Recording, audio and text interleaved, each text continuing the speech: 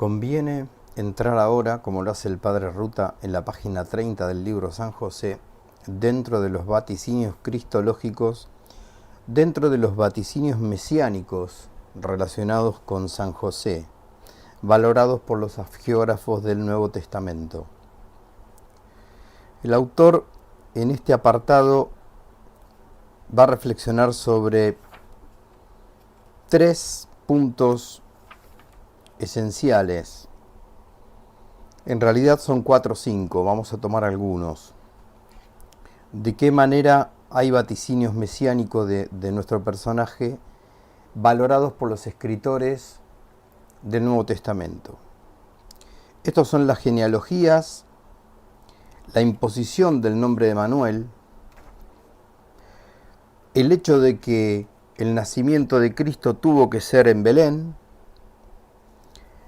la profecía de Egipto llamé a mi hijo. Respecto a las genealogías,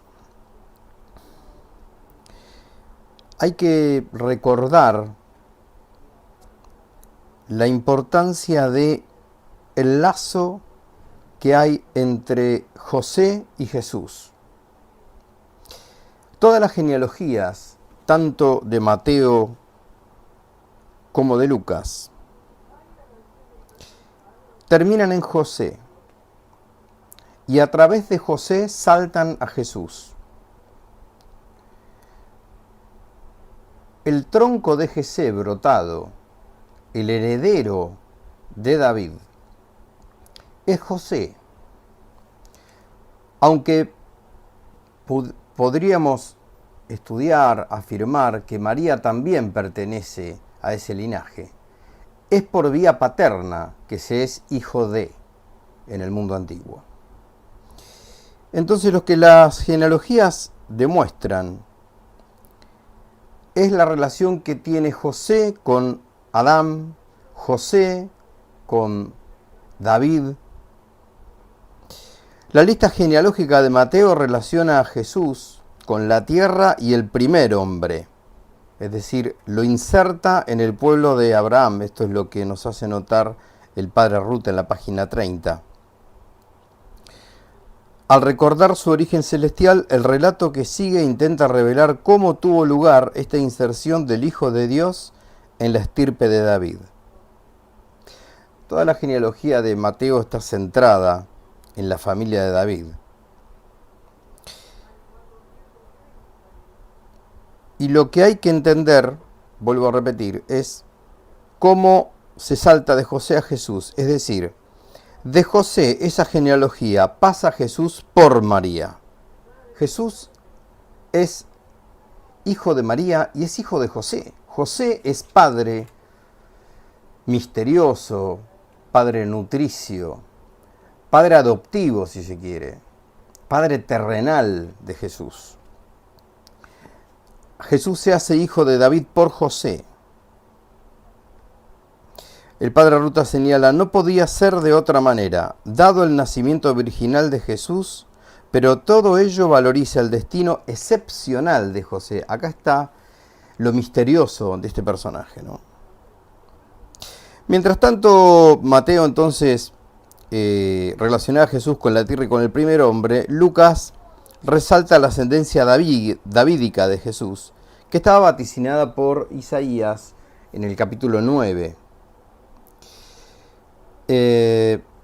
Para redondear esta idea, el padre escribe en la página 31, cabe advertir que las genealogías joseicas de Mateo y Lucas no son profecías sino cumplimiento. Sin embargo, dan sentido y valor auténtico y literal a las genealogías davídicas escritas en el Antiguo Testamento, que por lo mismo aparecen más llenas de designio profético. Todas ellas, por estar inacabadas en su tendencia, exigen su cumbre definitiva, que será José, y a través de José, Jesús. El segundo de los temas que trata el Padre Ruta es la imposición del nombre de Manuel. La imposición del nombre de Jesús en realidad se da por vía angélica, sea en la Anunciación, sea en el sueño de José, tanto a María como a José, de que el nombre será Jesús. En Lucas 1:31 a María el ángel le dice: darás a luz un hijo a quien llamará Jesús. Mientras que Mateo en el capítulo 1, versículos 21 y 25 nos muestra cómo José, hijo de David, llamarás su nombre Jesús. Y lo llamó su nombre Jesús, dice el 25, ¿verdad? Ahora, lo que señala el padre Ruta en este escrito es que en lenguaje estrictamente jurídico para esta época, el derecho de dar nombre al hijo tiene que ver con la paternidad legal, es decir, el que impone el nombre a Jesús es José. La advertencia que el padre hace en el texto es muy interesante porque a todos se nos ha aparecido la pregunta de por qué Jesús no se llamó Emanuel y se llamó Jesús. Él en el escrito identifica los dos sentidos, el Dios con nosotros con el Dios salva. Es decir, no habría oposición o menos contradicción entre una cosa y la otra, porque desde el punto de vista del sentido, recordemos lo que es en este mundo semítico el sentido de las palabras. Hay una equiparación complementaria y perfecta entre el Dios con nosotros del Emanuel y el Dios salva de Jesús. En la página 33, respecto a esto, el padre Ruta escribe: no puede ser dificultad el que aparentemente Emanuel no coincida con Jesús.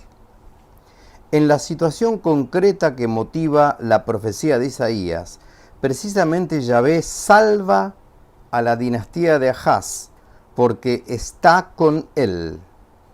Siempre en el antiguo, cuando Yahvé está con alguien, Emanuel, es para salvarlo, Jesús. En la línea de salvación que se trate. Muy bien. El otro punto que el padre trata es el hecho de que el nacimiento de Cristo tuvo que ser en Belén.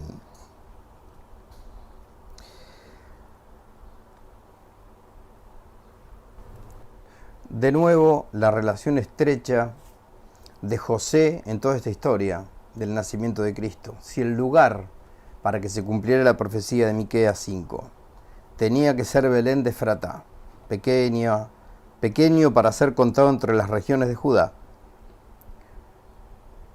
lógico es que el hijo de José naciera en la ciudad natal de José, que es Belén.